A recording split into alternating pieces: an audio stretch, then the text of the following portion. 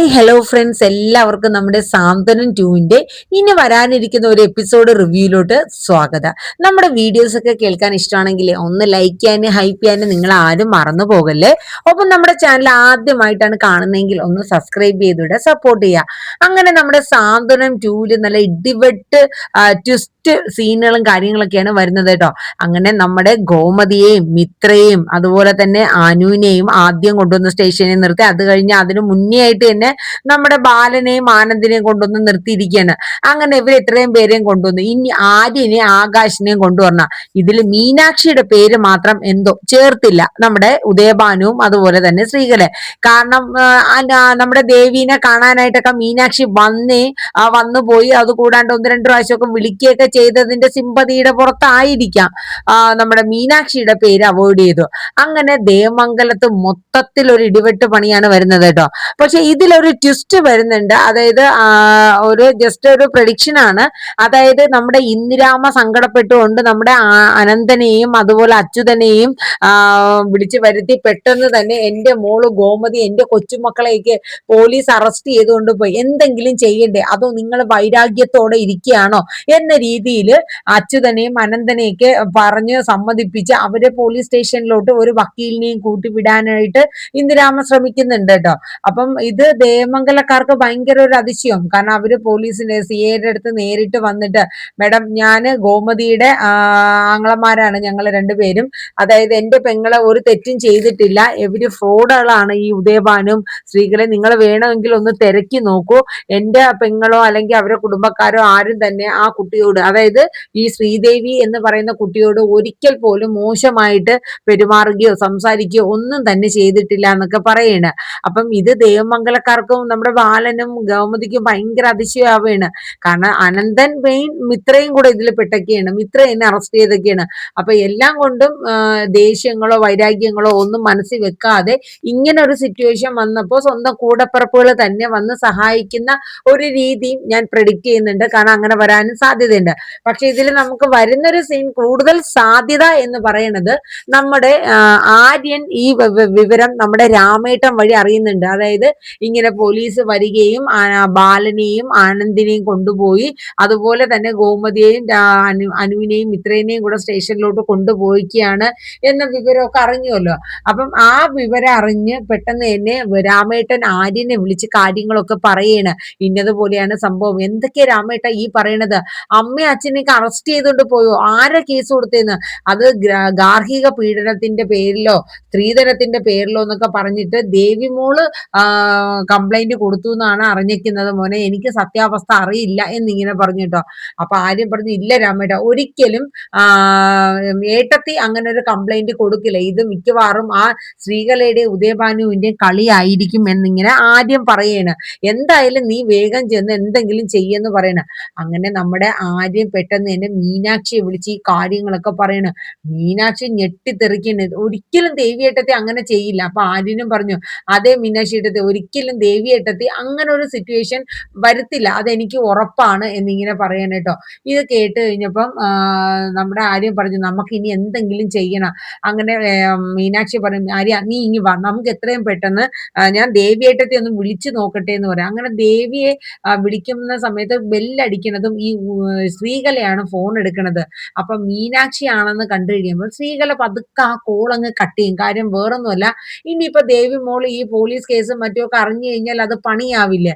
അതുകൊണ്ട് അത് പെട്ടെന്ന് അങ്ങ് കട്ട് ചെയ്ത് വിട്ടിട്ട് ഫോൺ അങ്ങ് സ്വിച്ച് ഓഫും കൂടെ ചെയ്തു വെക്കുക. അപ്പൊ മീനു നമ്മുടെ ആര്യനെ വിളിച്ചിട്ട് പറയും, ദേവിയേട്ടത്തെ വിളിച്ചിട്ട് കിട്ടുന്നില്ല, ഫോൺ കട്ട് ചെയ്ത് കളഞ്ഞു. അപ്പൊ മിക്കവാറും ആ ഉദയഭാനു അല്ലെങ്കിൽ ശ്രീകല ആരെങ്കിലും ആയിരിക്കും. ഇനിയിപ്പോ നമ്മൾ എന്താ ചെയ്യണേ? അപ്പൊ ആര്യം പറയും, മീനാക്ഷി ഏട്ടത്തി, എന്തായാലും ദേവിയേട്ടത്തി ഇതിലില്ല എന്നുണ്ടെങ്കിൽ ദേവിയേട്ടത്തി വിചാരിച്ചാൽ നമ്മൾ അച്ഛനും അമ്മയും അവരൊക്കെ പുറത്തിറങ്ങും. കാരണം ദേവിയേട്ടത്തി സത്യം നേരിട്ട് വന്ന് സ്റ്റേഷനിൽ പറഞ്ഞാൽ മതി. നമുക്കൊരു കാര്യം ചെയ്യാം മീനാക്ഷി ഏട്ടത്തി, നമുക്ക് നേരിട്ട് ദേവിയേട്ടത്തിന്റെ അടുത്ത് പോവാം. അങ്ങനെ ആര്യനും കൂടെ വരണം. പക്ഷെ ആര്യം വരുന്ന വഴി ആര്യനെ പോലീസ് കസ്റ്റഡിയിൽ എടുക്കുന്നുണ്ട്. കാരണം ഒന്നും ചെയ്യാൻ പറ്റില്ല. അങ്ങനെ പിന്നെ മീനാക്ഷി തന്നെ നേരിട്ട് നമ്മുടെ ദേവിയെ കാണാനായിട്ട് ചെല്ലുകയാണ്. ഒരു ഓട്ടോറിക്ഷയിൽ ചെല്ലുകയാണ്. ചെല്ലുന്ന സമയം ദേവിയേട്ടത്തി എന്നും പറഞ്ഞ് ഉറക്കം വിളിക്കുകയാണ്. അപ്പോഴേക്കും നമ്മുടെ ശ്രീകല വരണം. എന്താ മീനാക്ഷി നീ ഇങ്ങോട്ട്? അല്ല, എനിക്ക് ദേവിയേട്ടത്തി ഒന്ന് കാണണം, എനിക്കറിയണം ദേവിയേട്ടത്തിയുടെ സമ്മതത്തോടു കൂടെയാണോ ഈ കേസും കാര്യങ്ങളൊക്കെ കൊടുത്തിരിക്കുന്നത് എന്ന് എനിക്ക് അറിയണമെന്ന് പറയാം.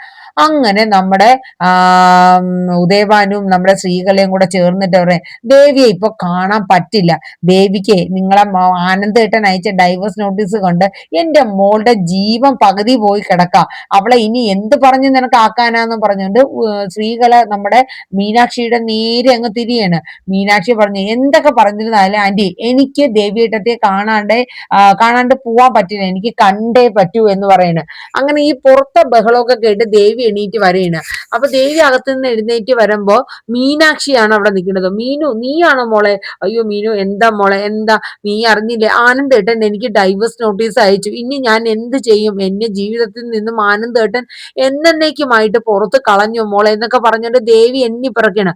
അപ്പോഴേക്കും മീനാക്ഷി പറയും, എന്റെ പൊന്ന് ദേവി ഏട്ടത്തി, എന്നേക്കും പോയിട്ട് ഇതിനേക്കാളും വലിയ തലവേദനയല്ലേ ഇപ്പൊ ചെയ്തു വെച്ചേക്കുന്നത്. അതെ, ദേവമംഗലത്തുള്ള എല്ലാരും, ബാലച്ചനും അമ്മയും അതുപോലെ തന്നെ അനുശ്രീയും മിത്രയും ആര്യനും എല്ലാരും ഇപ്പൊ കസ്റ്റഡിയിലാണ്. അതും ദേവിയേട്ടത്തി ഒപ്പിട്ട് കൊടുത്ത കംപ്ലൈന്റിന്റെ പുറത്ത്. ദേവിയേട്ടത്തി അവിടെ ദേവമംഗലത്ത് ഗാർഹിക പീഡനം നടത്തുകയും ഭക്ഷണം കൊടുക്കാണ്ടും സ്ത്രീധനത്തിന്റെ പേരിൽ ടോർച്ചർ ചെയ്തും അങ്ങനെ ഒരുപാട് കുറ്റങ്ങൾ ചുമത്തിയാണ് അവരെ കസ്റ്റഡിയിൽ എടുത്തിരിക്കുന്നത് എന്നിങ്ങനെ പറയുന്നു കേട്ടോ. ഇതൊക്കെ കേട്ടിട്ട് ദേവി അന്താളിച്ച് നിൽക്കുകയാണ്. അങ്ങനെ ദേവി നേരെ തിരിയാണ് ഉദയഭാനുവിന്റെയും അതുപോലെ ശ്രീകലയുടെയും നേരെ. എന്റെ ജീവിതം ഇത്രയും നിങ്ങൾ താറുമാറാക്കി തുന്നം പാടിപ്പിച്ചു, ഇനി നിങ്ങൾ എന്താ വീണ്ടും ചെയ്തത്?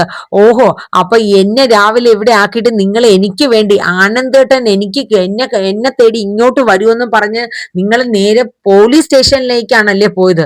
ഇതിന് മാത്രം എന്ത് തെറ്റാ ഞാൻ നിങ്ങളോട് ചെയ്തത്?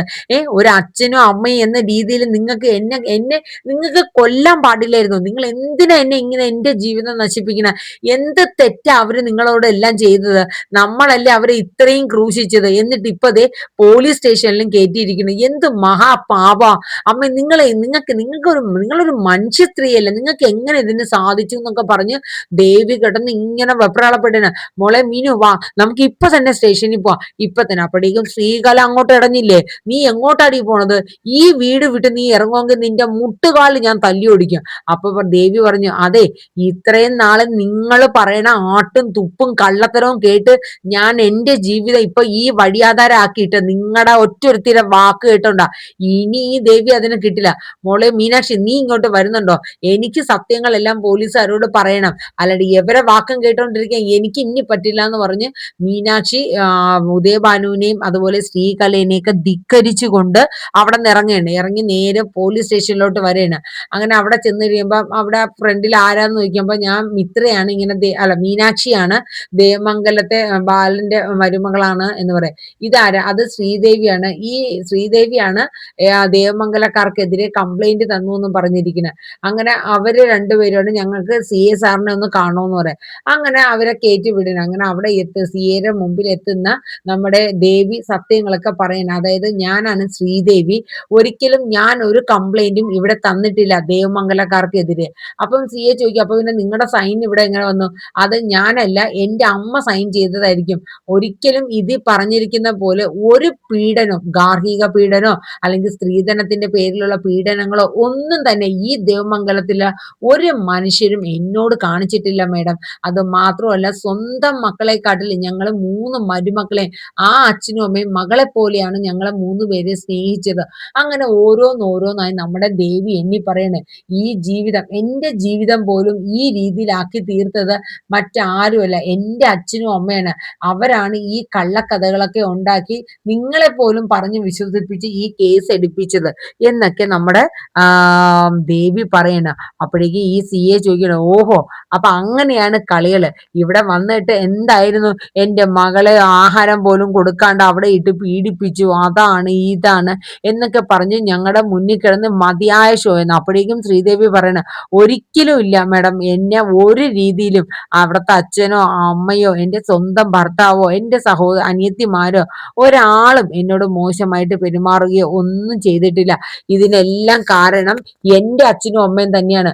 കല്യാണത്തിന് മുന്നേ തന്നെ ഇതൊന്നും വേണ്ടാന്ന് ഞാൻ കാല് പിടിച്ച് പറഞ്ഞതാ. അപ്പൊ എന്റെ വാ മൂടി കെട്ടിച്ച് നീ ഇനി ഒറ്റയൊരുത്തി ഇവിടെ നിന്നാ നിന്റെ അനിയത്തിയുടെ വിവാഹം നടക്കില്ല, അതാ ഇത്, അങ്ങനെ എല്ലാ കാര്യങ്ങളും ആ സിയുടെ അടുത്ത് നമ്മുടെ ദേവി തുറന്നു പറയണം കേട്ടോ.